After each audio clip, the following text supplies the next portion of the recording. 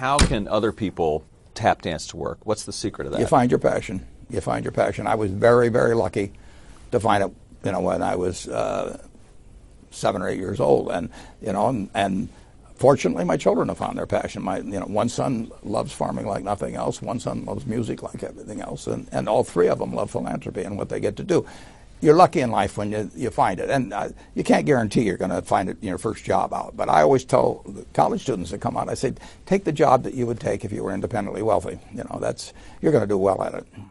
If you think you're going to be a lot happier if you've got 2X instead of X, you're probably making a mistake. I mean,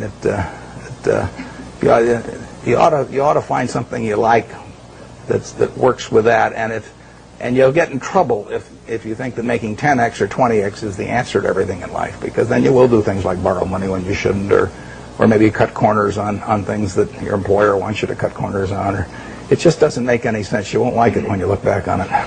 3 things in hiring people: look for integrity, intelligence, and energy. And he said if the person didn't have the first 2, that the latter 2 would kill them, because if they don't have integrity, you want them dumb and lazy. You don't want them smart and energetic. It never bothered me if people disagreed with what I thought, as long as I felt I knew the facts. I mean, there's a whole bunch of things I don't know a thing about. I just stay away from those. So I stay within what I call my circle of competence. Tom Watson said it best. He said, I'm no genius, but I'm smart in spots, and I stay around those spots. Well, I try and stay around those spots, and I just don't have a problem if somebody says, you're wrong on something. I go back and look at the facts, and I think that really is much more important, frankly, than having a few points of IQ or having an extra course or 2 in school or anything of the sort. You need emotional stability. I just read and read and read. I probably read 5 to 6 hours a day. I don't read as fast now as when I was younger, but I read 5 daily newspapers. I read a fair number of magazines. I read 10Ks. I read annual reports, and I read a lot of other things too. So I've always enjoyed reading. I love reading biographies. Famous lesson about a margin of safety, that you don't drive a truck that weighs 9,900 pounds across a bridge that says limit 10,000 pounds, because you can't be that sure about it. If you see something like that, you go down a little further down the road and you find one that says limit 20,000 pounds, and that's the one you drive across. The nature of capitalism is that people want to come in and take your castle. It's perfectly understandable. I mean, if I'm selling television sets or something, there's going to be 10 other people that are going to try and sell a better television set. If I have a restaurant here in Omaha, people are going to try and copy my menu and give more parking and take my chef and so on. So capitalism's all about somebody coming and trying to take the castle. Now, what you need is a castle that has some durable competitive advantage, some castle that has a moat around it. And that moat, one of the best moats in many respects, is to be a low-cost producer.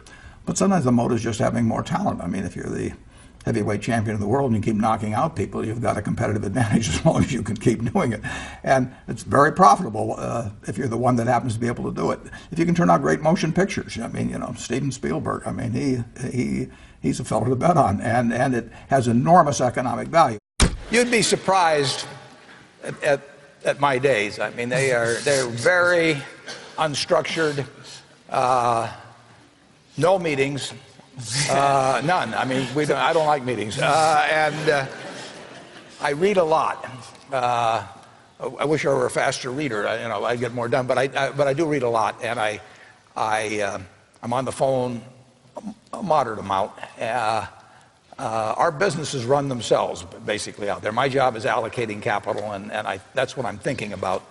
But I don't like to have things all packed hour to hour to hour. And Bill and I are both extraordinarily lucky. I mean, we really get to do what we like to do, the way we want to do it, with people that we choose to be around, and they're terrific. I mean, we've really got everything our way, and we're very fortunate. And in his world, he has a different kind of pace than I have, but we both love it the way we do it. And my guess is that we're each the most productive in that particular mode too, because it fits our personalities and aptitudes. What kills great businesses, if you look at, I do believe in looking at history, and I like to study failure, actually. And my partner says all I want to know is where I'll die, so I'll never go there. And we want to see what has caused businesses to go bad. And the biggest thing that kills them is complacency. I mean, you want a restlessness, a feeling that, you know, that somebody's always after you, but you're going to stay ahead of them. You always want to be on the move. And when you've got a great business, you know, like Coca-Cola, which is, there aren't any like Coca-Cola, but you really, the danger would always be that you rest on your laurels. But I see none of that, obviously, at Coca-Cola. But that is the key, to compete the same way when you've got 1.8 billion servings being sold daily as when you were selling, 10 a day. And that restlessness, that belief that tomorrow's more exciting than today, you just have to have it permeate the organization. Who was Ben Graham? He was your primary mentor, model? He was a wonderful man, and he was my professor at Columbia. I read his book when I was 19 at the University of Nebraska, and I'd started investing when I was 11, and I started reading about it when I was like 7. So I'd gone through I read every book in the Omaha Public Library that there was on, by the time I was 12, on investing and stock market. And I had a lot of fun, but I never really found out, I never got grounded in anything. And it was entertaining, but it wasn't going to be profitable. And then I read Graham's book, The Intelligent Investor, when I was at the University of Nebraska. And that just opened the whole thing up to me. Yeah, and I named my oldest son is named Howard after my dad, Graham Buffett, and he was a marvelous man. Never expected anything from me in return. Ben Graham, in his low teens, looked around and he looked at the people he admired, and he said, I want to be admired, so why don't I just behave like them? And he found there was nothing impossible about behaving like them. And similarly, he did the same thing on the reverse side in terms of getting rid of those qualities. You have given a lot of fabulous advice, but what's the best advice that you've ever received? Well, I received it in a variety of forms, particularly from my father when I was very young. But I mean, he basically, I think, taught me how to live. Not that I did it perfectly or anything like that, but I mean, he was giving me lessons, but he wasn't doing it by preaching to me. He was doing it by example. But basically, well, the biggest lesson, in a sense, I got is the power of unconditional love. I mean, I think there is no power on earth like unconditional love. And I think that if you offer that to your child, I mean, you're 90% of the way home. And there may be days when you don't feel like it. It's not uncritical love.